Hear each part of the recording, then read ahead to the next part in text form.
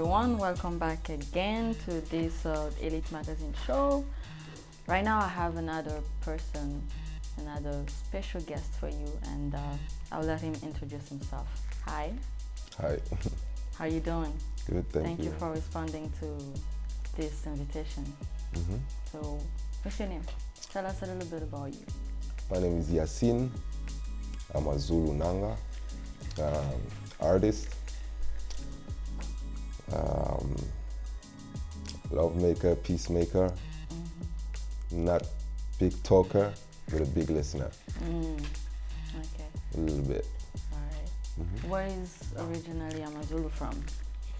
I'm born in Brussels, Belgium. My mom is half Belgium and half Congolese, and my dad is from Morocco. So you're all over Africa? Yes. A little bit of yes, Europe. I could be, because by my dad's side, the mother of my dad is actually from Ghana. And she immigrated in Morocco a long time ago, and then she married a Moroccan man. What brought you here in America? I actually was on tour, and I stayed. I was you on came tour. for a tour? I was on tour. I was touring. With a band? Yes, with a band called lutumama. She's also actually Congolese. It's world music. I was on tour with them, and I just stayed to see another era. So right now, are you still in a band, or are you working on your own? So I've been touring since I'm 17 years old. I started music earlier, but to answer you, so I still work in band, which I'm just gonna answer the question larger. From my 17 years old, younger age, all the way to actually when I moved out here, which is 2012 now, yes, 2012. I was just touring with bands, multiple bands, jazz fusion, world music bands, hip hop mixed with traditional African sound. To put his name out there, Freddy Masamba, we had a band that was called Fresque. They were from Congo Brazza. And at that time I was a lot into turntablist, DJ, scratching stuff. Before that, so yeah, I was with a lot of Congolese band too, Suku. So my spirit was a lot of sounds, a lot of different sounds. So yes, I am still in band. No, I'm not in band. So it's, it depends situation, and also how I can still be a band member. Like if I have old bands that call me, hey, we got this tour coming on, you want to jump in? I'll say yes, or like I might say, oh no, I'd rather do that. So you're basically independent, but you can join any band anytime. Yes. Depending on the need. Yes, and since I got here, I've started working on myself as a solo artist. That's since I moved out here in LA. Are you working on an album, on a song? Yes, I'm actually working on it's funny because the project was at first just instrumental, and it was called Bantu Cult, like Cult Bantu, So, and the idea was to mix African sound, not 1970s, 60s, 50s sound, but as tradition sound, in tribal sound. Yes, not rumba, not but tribes. So I would have like concept. I would take like tribes in the Congo, tribes from Ethiopia, tribes from Senegal, Ivory Coast, and then just mix them in my own way of understanding the bridge between commercial music and that. So I've been working on a lot of tracks as a producer, and I went around, when I almost was going to put it out, I went around to have a lesson with other brothers and friends, and they were like, oh man, you need to put voices in that, it's too good. But my idea in the beginning was just instrumental. Yes, because I have a DJ spirit too, where I just wanted to, play the beats and, stuff like that. So you decided to put it back in a drawer? Yes, and I started recording. And then the funny part is that I worked with other rappers, and that didn't really understand the vision behind it. The vision, yeah. I mean, they would understand it if they look at me as, you know, oh, that's you. But for them to be part of it and be like, you know, they was like, oh yeah, but what are, you know, it's not So like it's supposed to be. It's not like it's supposed to be in order for them to. So I was like, okay, then I should do it then. But in my mind, I'm not like, you know, I don't consider myself as a singer. I don't consider myself as a rapper. I don't consider myself at all into. I don't like to carry status. I just do if I feel it with my heart, then I'll just pick up and do it. That's how I do. I like the feeling and vibration of understanding sounds in the music. I'm not gonna go and be like, yeah, I am going to be a guitar player or I am going to be a drummer. I'm not like that. Like if there's something I love in music that I heard about in drums part, I'm gonna just practice those things that satisfies my heart. Okay. And that's what I'm gonna play and do. So yes, I still work with bands and sometimes I would accept contracts I want. And yes, I'm working on I have my project coming out also. And I'm working on it still, hopefully by 2020, inshallah, God's will. And yeah. But I heard a song, I saw you posted something 2 days ago, and I love the song. Yeah, lutumama. Is it out? It's out, yeah. I put Really? it out, yeah. But Did you actually sing or it's just? It's me, I sing, yeah. I produced it and I did everything on it.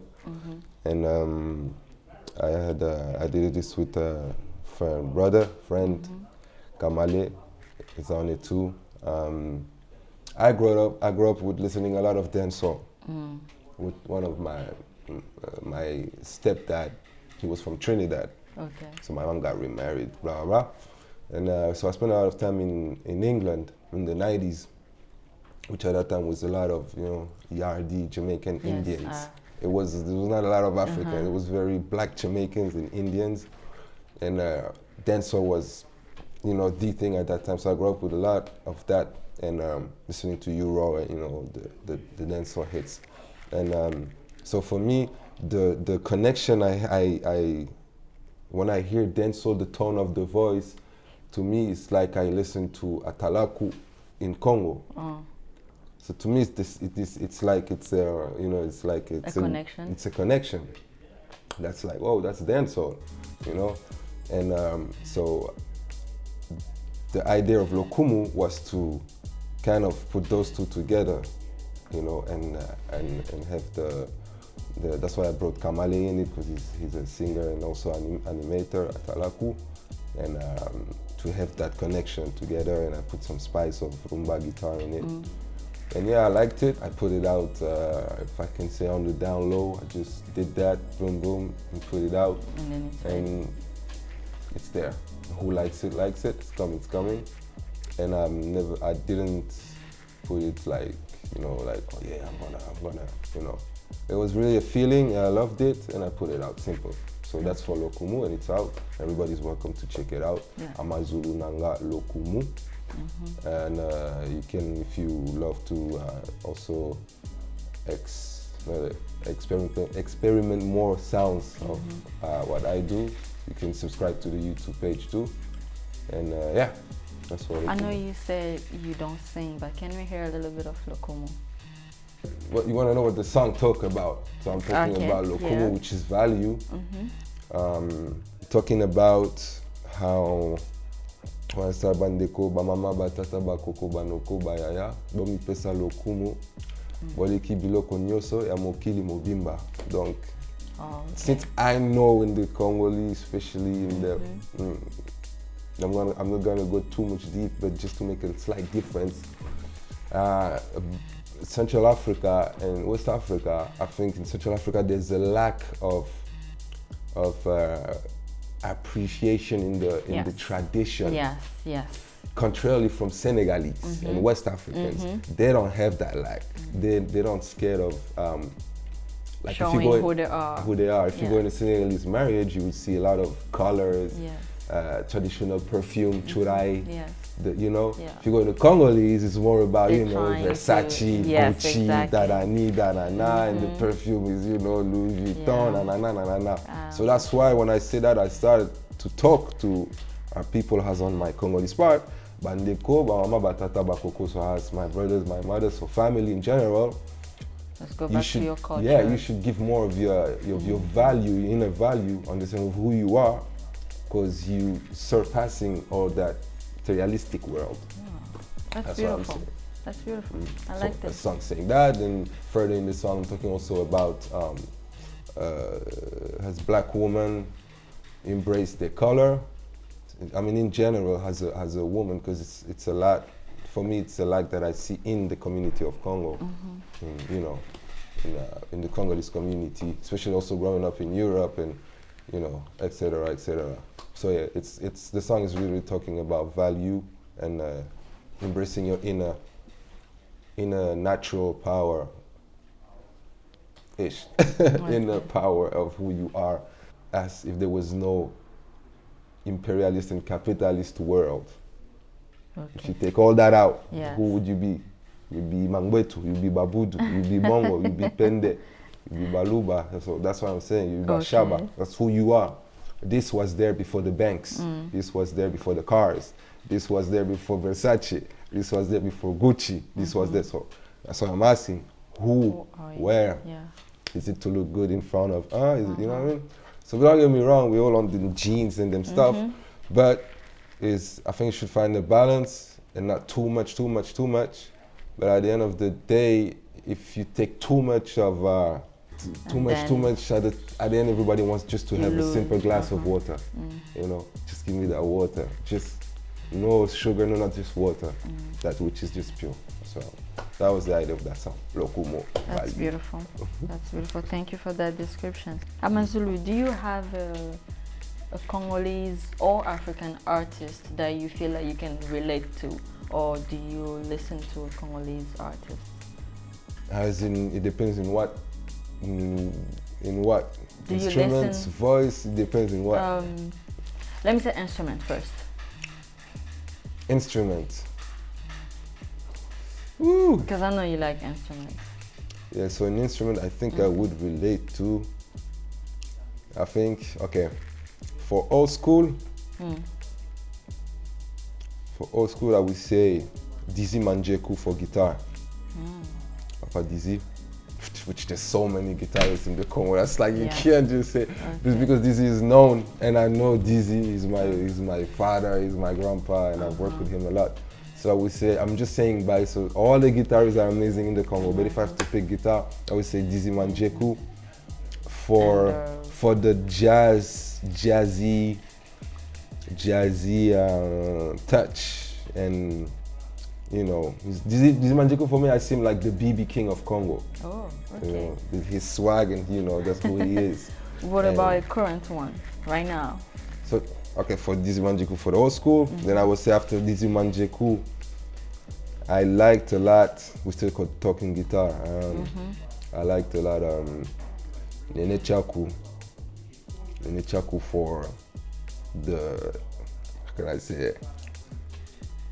He sank up his phrase, his choices of phrase in the high pitch 7 is amazing. And then I would say rhythm. I would mention also Wikilo. I love so much Wikilo and his harmony that he chooses. And then of course Flam Kapaya. Oh, okay. Flam Kapaya, which I know him too. His family, and Flam Kapaya for me, he's one of the only Congolese artists who tried. And he made it, but again, you know, who follows, who don't follow, but to me, he did it. Where he took the sword and hit it on the ground and make a new way for Congolese music, because he really entered jazz, rock, funk in this album he put out. I forgot the name, but I love it and I always listen. And yeah, Flam Kapaya for sure. Well, you know Flam, and you like his work. Can we hope to have like a little featuring with Flam? I don't know about that. Why not? Maybe in the future, for sure. I mean, he knows I'm his little brother. There's no problem. There's no problem. There's no problem. So yeah, for that I would say, you know, That's for Kong. First for rhythm, I mean in drums, I love the groove of Papi Kakol. His drum groove is amazing. I mean, there's so many musicians that are amazing. But to answer sincerely to your question, it's tradition. You like tradition? Yeah, I grew up listening to tradition. Like I would have, my mom was giving. I'm not raising to listening to hip hop or R&B and stuff like that. I was raised into listening to Pakistani music, Indian music. I remember even my friends, they would have like, you know, on the earpiece, on the headset, when you walk, you can hear sometimes the music loud, you hear like. For me, it was some other stuff. Now, what you listening to? And then you're like, tingitaka, tingitaka, tingitaka, da, it's like, what are you listening to? And it's like, yo, yeah, no, that's Pakistan. That's da da da da da. It's like, this guy is weird, man. Okay. See what I mean? So it was like this, but that's how I was raised. My mom gave me that.